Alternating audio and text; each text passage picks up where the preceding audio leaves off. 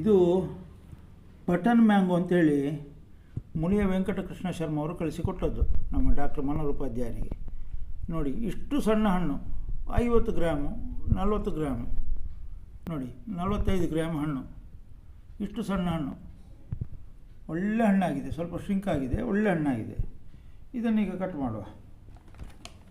Button mango, Muliya Venkatakrishna Sharma ಅವರ button mango.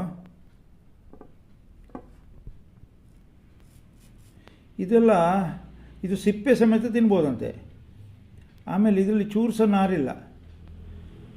ನಮ್ಮ doctor Manohar ಉಪಾಧ್ಯಾಯರು ಹೇಳ್ತಾರೆ, ಇದು ಒಂದೊಂದು ಹಣ್ಣು ತಿನ್ನಲಿಕ್ಕೆ ಸಾಧ್ಯ ಇಲ್ಲ, 10 ಹಣ್ಣು ತಿಂದರೂ ಸಹ ಸಮಾಧಾನ ಆಗೋದಿಲ್ಲ ಅಂತ ಹೇಳ್ಕೊಂಡು. ಅಂತಹ ಈ ಅದ್ಭುತ ಹಣ್ಣುಗಳು ಇದೆಲ್ಲ. ನೋಡಿ ಹೇಗುಂಟು ನೋಡಿ.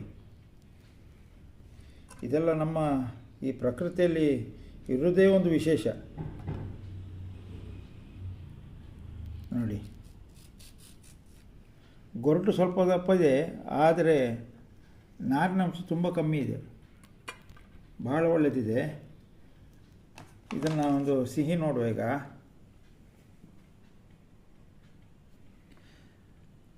ಬಟನ್ ಮ್ಯಾಂಗೋ ಅಂದರೆ ತುಂಬ ಸಣ್ಣ ಹಣ್ಣು.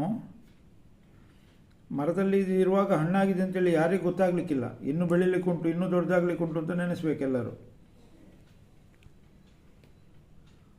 ಅಬ್ಬಾ, 26 TSS ಉಂಟಿದು.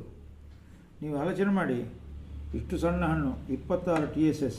ಇದನ್ನು ಈಗ ತಿನ್ನಲೇಬೇಕು. ಒಳ್ಳೆ ಸಿಹಿ. ಅಬ್ಬಾ, ಡಾಕ್ಟರ್ ಹೇಳಿ ಸುಳ್ಳಲ್ಲ.